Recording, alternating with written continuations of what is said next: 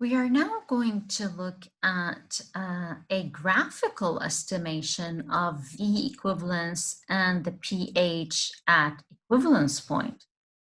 And this is actually quite different from calculated methodology. And this depends purely on the shape of the graph that is being given. So here with question number 53, we have a titration curve. You tell me, what a titration curve of what is this? Yes, of course, it's for a base because we start off at a high pH, we go to a lower pH, okay? And how many inflections do I have? I have here at maybe a half equivalence, somewhere in the midpoint of this curve up, and then followed by a curve down. So I have a change in inflection up around this area. I have an equivalence point where there's a sharp decrease in pH, but I have an initiation value here. This is not straight, so this indicates that this is a weak base and not a strong base. And we have one single equivalence where there's only one jump in the pH value, large jump in pH value, and thus this is a weak mono-base titration curve. Okay, so this is for a mono-base. We have 15 milliliters of an unknown solution, which contains 0.51 gram of an unknown, definitely a base, by HCl, and we're adding HCl here. Calculate the pH at equivalence point, and some other questions. Calculate the concentration, calculate the Kb, and calculate the molar mass of the base.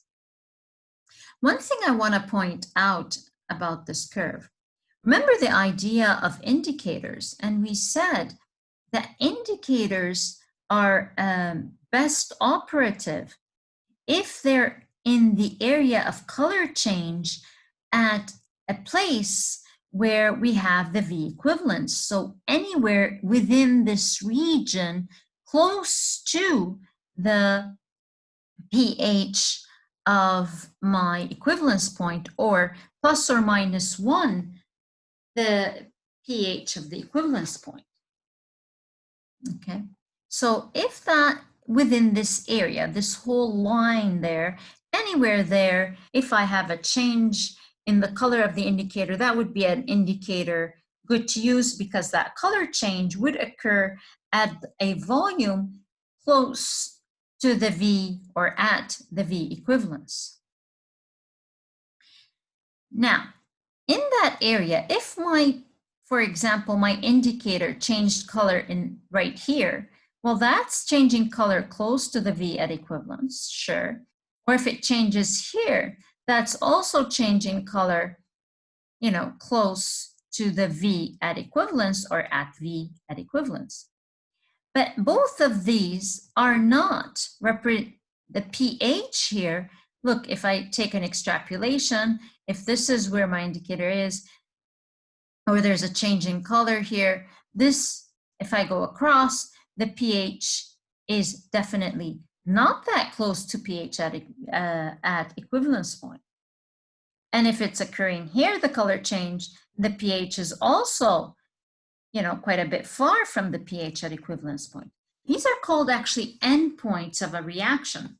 And the endpoint is whenever I reach my V at equivalence, and it's not necessarily when I reach my equivalence point where the number of moles of acid is equal to the moles of base. Because volume equivalence, there could be, as you know, here all this range in pH is at volume at equivalence point. So I can't depend on volume at equivalence to give me the pH of equivalence, at least not graphically. So what do I have to do to get the pH at equivalence? I can't just say, oh, at V equivalence, which is approximately here 25, yeah, well, the pH is what? How can I tell? Is it really, 3.5? Is it 4, 5, 7, 8? Where all throughout this area could be the V at equivalence. We do what is called the tangent method. We take a tangent line on, at one of these points along the slope of the tangent, this upper concave down curve, and we get another parallel line directly to it at the tangent of this concave up curve. And then we take the midpoint of the perpendicular line between these two parallels.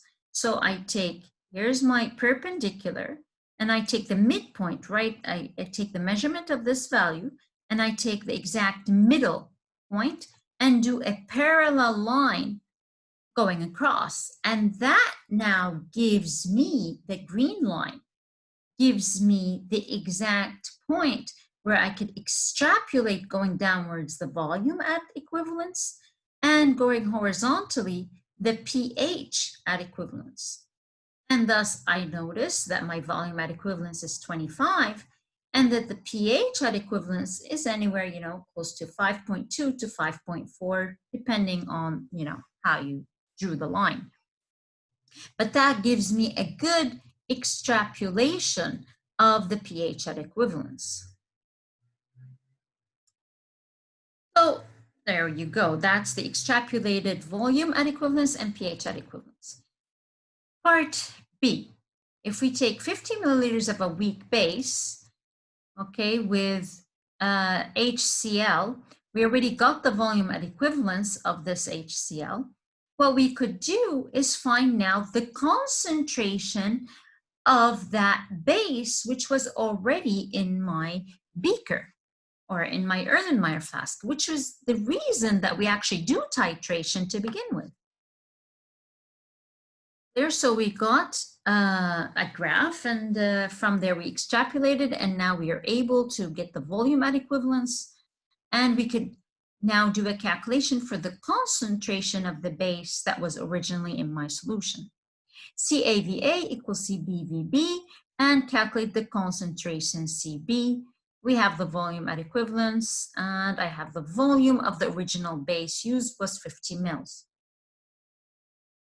Do the calculation, you get the concentration is equal to 0.1. Now at half equivalence, what do you have at the half equivalence point for a weak base? Of course, the pH is going to be equal to pKa. So automatically, I get the pKa of my weak base. Do I get that from the graph, or did they actually give me that in terms of data points? No, well, you know what? I did not get it from any data. I had to actually look at it from the graphically. So graphically, sorry, oops, where is my second equivalence? Well, it's at volume 12.5. So what you're going to have to do is take an extrapolation, take the volume 12.5 and go all the way up, and then you get an extrapolation of the KB value, or pKa. So the pKa is approximately 9.3. Great. So that was also extrapolated from the graph. Okay, we got the pKa. We can always get the pKb, which is 14 minus pKa. And you can then get the Kb, which is 10 to the minus pKb value, and you get your number. Calculation of the molar mass of the base. How do I get the molar mass of the base? Well, you have its concentration. And what else do you have? You have the volume of the base. So we can easily get the number of moles, and from the number of moles, we can calculate the molar mass. Okay. So concentration is number of moles divided by volume. If I just change the number of moles, I put mass divided by molar mass. They gave me the mass of the base, so I can find the molar mass. Molar mass divided by concentration divided by volume. And you have to watch out here. The mass has to be in grams, and because the concentration is in moles per liter, the volume must be in liters. I cannot leave it in milliliters. You must put it in liters for the calculation to work out and to cancel the units. We get our molar mass is 100.02 grams per mole, and you are done. Another graphical estimation, but for another type of curve. Well, let's take a look at this curve. What does it look like? Yes, it's for an acid because we're starting at a low pH and going to a higher one. Okay, so how many inflection points do I have? Well, I have one here where I get started to concave down, concave up, and then here I have also a change in concavity, this is my first equivalence, a jump in the pH, not a big jump, but a jump. And then I have this second buffer region where I have a change in concavity, inflection point, and then I have here a jump in the pH, so two jumps in pHs, and thus this is a what? A diacid curve. Great. Okay, so consider this titration curve obtained from the titration of an unknown acid. Even if they didn't tell you that, you should automatically know that from the shape. By NaOH, which is 0.1 molar solution. What's the concentration of this acid? Determine the Ka1, Ka2, and the last question, check at the moment.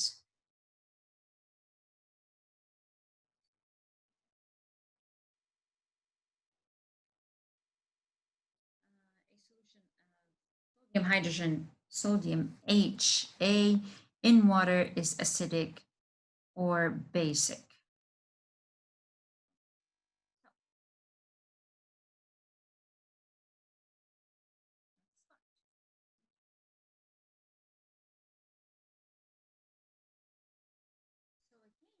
Using the method of parallel tangents, we can graphically get the V at equivalence equals to 20 mils. So one of the things that you'd ask, how do I do that here when you don't have such a nice line on there? Just take any point across. You could actually even take anywhere along the tangent line. So take this value, make a tangent, take that value, get a tangent, get a perpendicular straight line across those two parallels, midpoint of it, and get a straight horizontal line across. So you're going to have to try to do that. And you could extrapolate right away that more or less my volume at equivalence is 20 mils. Of course, if V at equivalence is 20, then at second equivalence, it will be 40 mils. Okay, so that's graphically 25 milliliters of H2A, and the concentration, we don't have the concentration. Again, we're going to find the concentration with NaOH, which has a 0.1 molar. We just found the equivalence, which was 20 mils. So we now have the volume of the base at 20 mils, and therefore CaVA equals CbVB. Get the concentration of the acid. We have the volume, concentration of base we have, and V at equivalence of the base we have. We now get the concentration. So the concentration turns out to be 8 times 10 to the minus 2 molar. First half equivalence. So at my first half equivalence, so if my volume at equivalence is 20, at half equivalence it's 10, simply put a line up from the 10 and find out what your pH is.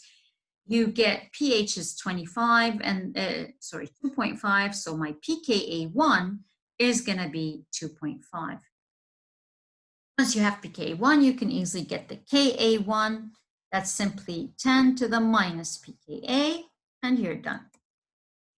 At my second half equivalence, again, if my first equivalence is 20, half of that on the plus side, add another 10, you get 30. So at 30 milliliters, do an extrapulation going upwards and get the pH. You get the pH comes out to be 6.7. That pH simply is pKa2. Then find the Ka2. It comes out to be 10 to the minus 6.2 and get the number. Now, whenever we only have sodium HA in my solution, do I get a solution which is acidic or basic? Well, again, this is the salt of HA, which would be at my first equivalence point, that I only have HA minus at my first equivalence. And if I only have HA minus, of course, I'm removing the sodium, which is a spectator ion here.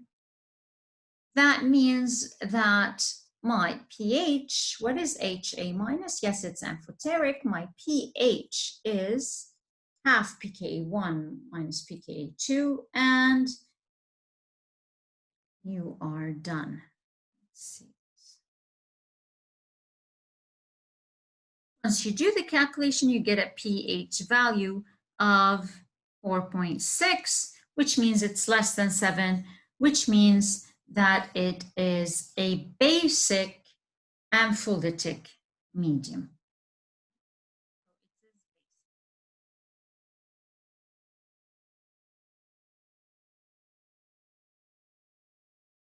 Number 55, okay, so now that was for the graphical representations. For the next few numbers, guys, they're very easy. This is a weak acid added to OH minus. So we have a titration of a weak monoacid with a strong base. The pH at equivalence point, is it acidic, neutral, basic, or you cannot be predicted, or none of the above? Well, of course, what do I have at the equivalence point? All of my HA becomes A minus. And what is the pH of A minus? Okay, I can sit there and go calculate it, but what is A minus? Remember, at equivalence, all the HA gets converted. This becomes whatever we have here. We have the same amount of OH. This becomes 0, 0, and we get the number of moles of A minus will be CaVA. Get the total concentration if I had numbers, but I don't really need numbers to know that I have, this is a,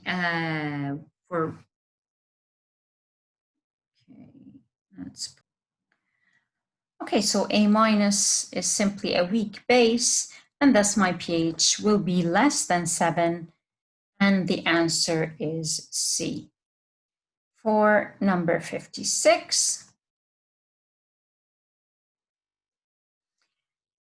we have also a acid titration, or an acid reacting with OH minus, which again, easily you can react. The reaction is as if it's a titration type reaction.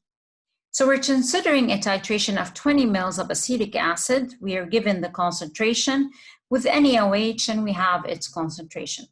Calculate the pH of an added volume of OH minus of 11.35 mils. We also have the Ka of the acetic acid given.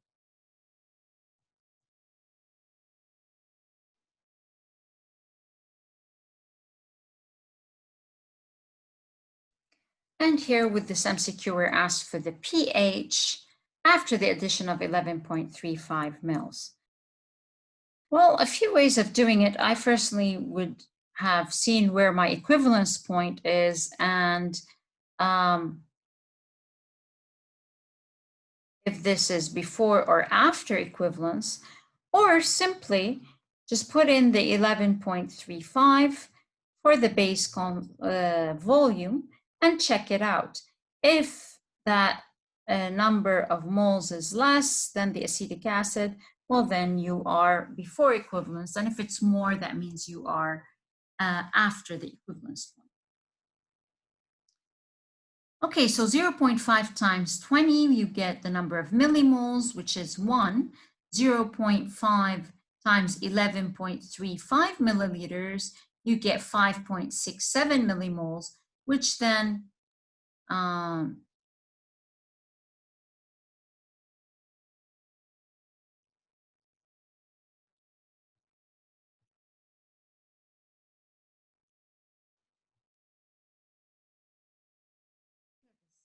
and minus 5.67 millimoles. And so therefore, my OH is limiting and it tends to 0. And the amount of the acetate produced is the same amount as my millimoles of OH minus, which happens to be 5.67 millimole. What do you use? You use Henderson, and of course, you simply substitute the pKa value as, so you have to get the pKa, of course, that's minus log of the Ka, and log of the base divided by the, and your answer is A.